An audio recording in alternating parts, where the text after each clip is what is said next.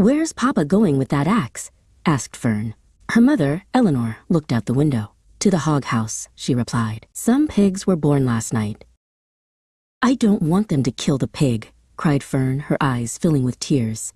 Her father, Thomas, was about to strike. "Fern, this is the way of the farm," he said, but his voice softened at her plea. Thomas, seeing Fern's distress, couldn't bring himself to do it. "All right, Fern," he sighed. "You can raise him, but he's your responsibility." Fern hugged him tightly. A small, pink piglet nestled in her arms. Fern named her new friend Wilbur.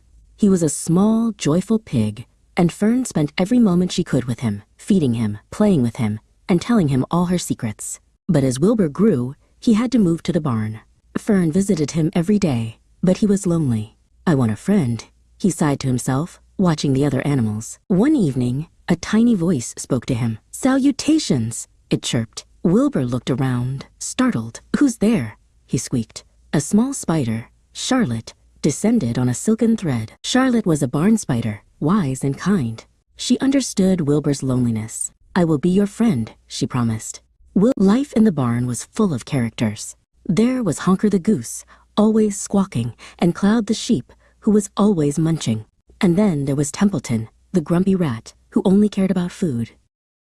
One day, Wilbur overheard the farmers talking about him. "He's a fine pig," one said, "but he'll be ready for Christmas dinner soon." Wilbur's heart sank. He was going to be bacon. Charlotte, overhearing Wilbur's distress, spun a plan. "Don't worry, Wilbur," she said. "I will save you." Wilbur looked at her, hope flickering in his eyes. The next morning, a strange word appeared in Charlotte's web. "Some pig." The farmers were amazed. "It's a miracle," they cried. News of the wondrous pig spread far and wide. Charlotte continued to weave magical words. Terrific, radiant, humble. Each word brought more fame to Wilbur, and the farmers decided he was too special to be eaten. At the county fair, Wilbur was a sensation. People flocked to see the miracle pig. Charlotte, though weak from her efforts, watched proudly from her web. Charlotte knew her time was short. She had laid her egg sack, full of her future children. "Take my egg sack, Wilbur," she whispered, "and keep my babies safe." Wilbur, with a heavy heart, promised he would.